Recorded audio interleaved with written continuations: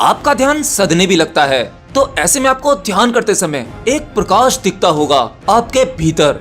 आप आंखें बंद करते हैं और गहरे ध्यान में बैठते हैं, और जब धीरे धीरे आपका ध्यान और गहरा होता जाता है तो आपको प्रकाश की कुछ झलकियां दिखने लगती हैं। एक तेज लाइट, एक रोशनी।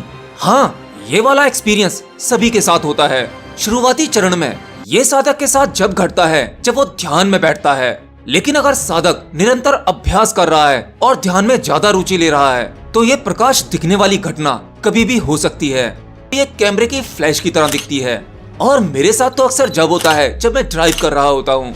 शुरुआत में मैं काफी सरप्राइज था, मुझे समझ नहीं आ रहा था कि ये क्या हो रहा है।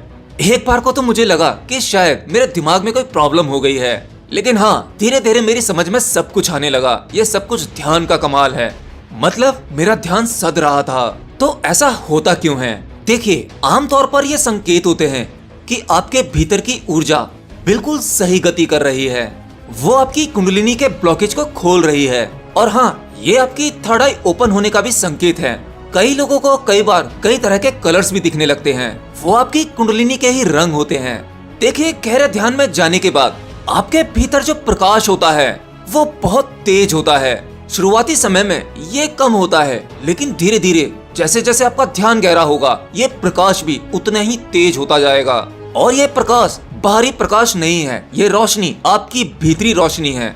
कई बार तो धीरे धीरे ये रोशनी या कहीं प्रकाश इतना ज्यादा हो जाता है कि साधक रात को सो भी नहीं पाता। जैसे ही आंखें बंद होती हैं, तुरंत उसके भीतर से तेज प्रकाश दिखने लगता है। तो ऐसे में साधक का सोना संभव नहीं हो पाता। मतलब जैसे जैसे आपका ध्यान गहरा होने लगेगा, आपका प्रकाश तीव्र और बहुत गहन होने लगेगा। और कमाल की बात है, ये यात्रा यही नहीं रुकती। आपके गहरे ध्यान के साथ साथ ये प्रकाश इतना ज्यादा तीव्र हो जाता है कि करीब करीब आपको दिखना ही बंद हो जाता है। मतलब एक तरह का अंधकार दिखने लगता है। इसे आप ऐसे समझ सकते हैं, जैसे मान लीजिए आप सूरज की तरफ देखते हैं। सूरज में बहुत प्रकाश है, अगर आप ज्यादा देर देखने की कोशिश करेंगे तो करीब करीब आप अंधे हो जाएंगे, आपको कुछ भी दिखाई नहीं देगा। और ये ध्यान के भीतर दिखने वाला प्रकाश हमारे इस सूर्य से बहुत ज्यादा तीव्र होता है, बहुत ही गहन होता है। मानो अनंत सूर्य एक साथ आपके भीतर फूट पड़े हों और उनकी ऊर्जा बिल्कुल संभाले में नहीं आती। और जब प्रकाश हद से ज्यादा बढ़ जाए और भीतर लगने लगे कि एकदम अंधकार हो गया है बहुत ज्यादा प्रकाश होने के कारण, तो समझो आप अपने ध्यान में बहुत गहरे उतर चुके हैं। और हाँ, अभी भी आपकी यात्रा यही नहीं रुकती। यहाँ तक पहुँचने के बाद ज्यादातर साधक डर जाते हैं, इतनी सी शक्ति को नहीं संभाल पाते। हाँ, जब इतनी ज्यादा रोशनी हो जाए कि आपको भीतर अंधकार दिखने लगे, तो समझो उस गहन रोशनी के पीछे ही या कहें गहन अंधकार के पीछे ही वो दरवाजा है जिसमें आपको प्रवेश करना है। ये वही द्वार है जो परमात्मा का द्वार है। और इस स्थिति में आपको सहजी रूप से अपने आप को पूर्ण समर्पण करना होगा उस परमात्मा को। और जब आपका अस्तित्व समाप्त होगा तब परमात्मा स्वयं आपके साथ होगा। और इस तरह का अनुभव होना बिल्कुल उचित है। ये साधक के लिए एक प्रकार की परीक्षा होती है। जैसे आप अपने जीवन में कई परीक्षा देते हैं तभी आप आगे बढ़ पाते हैं, तो आध्यात्म की यात्रा में भी आपको कई पड़ाव पार करने होते हैं। इसमें कई परीक्षा देनी होती हैं, और वो सीक्रेट डोर आपके लिए इतनी आसानी से नहीं खुलेगा। उससे पहले आपको कई सारे एक्सपीरियंसेस करने होंगे। और सही भी है, वो ईश्वर तक पहुंचने का रास्ता इतना आसान हो तो सभी पहुंच सकते हैं। तो आपके भीतर की वो रोशनी जो आपको ध्यान में दिखती है, और जैसे जैसे आपका ध्यान गहरा होता है रोशनी की तीव्रता भी उतनी ही तेज होती जाती है। आपने तो केवल एक ही सूर्य को देखा है जो हमारे सौर मंडल में है।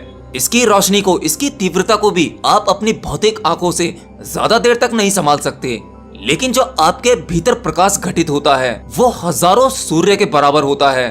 उसके आगे हजारों सूर्य भी ठंडे दिखाई देते हैं। उस तीव्र रोशनी को संभालने के लिए आप सक्षम होने चाहिए, और ध्यान उसके लिए सही प्रक्रिया है। देखिए, ये वही क्षण है, आपने शायद भगवत गीता पढ़ी होगी या फिर टीवी सीरियल में देखी होगी, जब अर्जुन श्री कृष्ण भगवान से कहता है, हे वासुदेव, मुझे अपने विराट रूप के दर्शन करवाइए। तब जानते हैं भगवान श्री कृष्ण ने क्या कहा था कि मेरा विराट रूप तुम अपनी इन साधारण आंखों से नहीं देख सकते। इसके लिए भगवान श्री कृष्ण ने स्वयं अर्जुन को दिव्य नेत्र प्रदान किए थे। देखिए, यहाँ पर दिव्य नेत्र देने का मतलब यह है कि अर्जुन को वो अवस्था प्रदान हो चुकी थी जो एक साधक को ध्यान में मिलती है।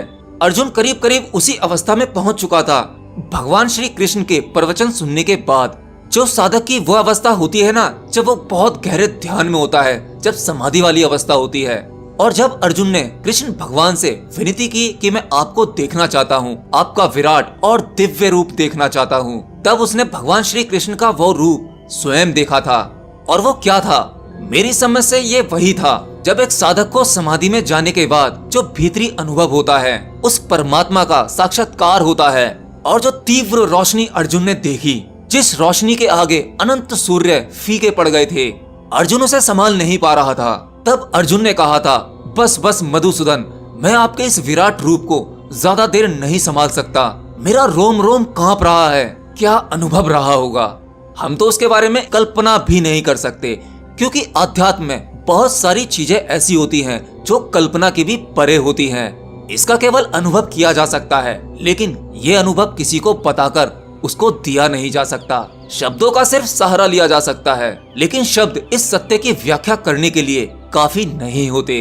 ये अनुभव है ही ऐसा। लेकिन हमारी विडंबना यह है कि ये गजब का अनुभव करोड़ों साधकों में किसी एक को घटता है, और जिसे घटता है समझो उसे परमात्मा का वह प्रसाद मिल गया जिसके लिए उसने इस पृथ्वी पर जन्म लिया।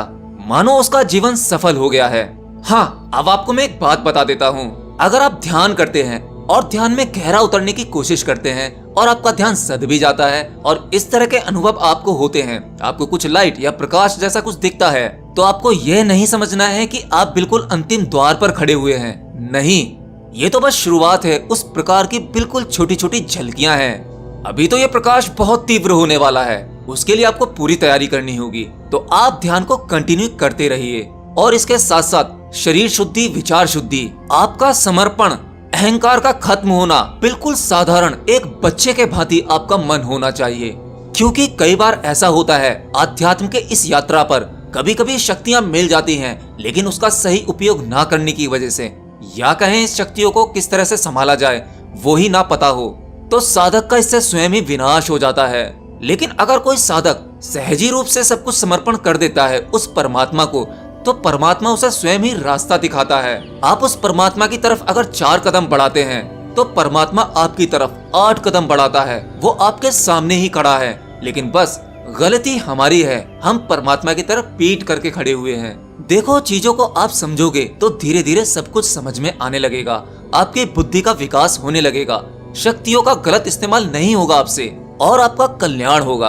देखिए, अभी आप लोगों ने भी बहुत सारे मुझे कमेंट किए, जिसमें से एक कमेंट बहुत ज्यादा कॉमन था, और वो था कि आप लोग जानना चाहते हैं ध्यान के मेरे एक्सपीरियंसेस के बारे में, जो मेरी अध्यात्म की यात्रा थी उसमें मुझे क्या क्या एक्सपीरियंसेस हुए।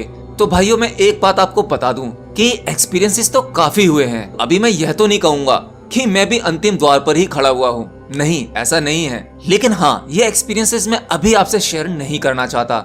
हाँ, एक टाइम आएगा जब मैं अपने एक्सपीरियंसेस आप लोगों के साथ शेयर करूंगा।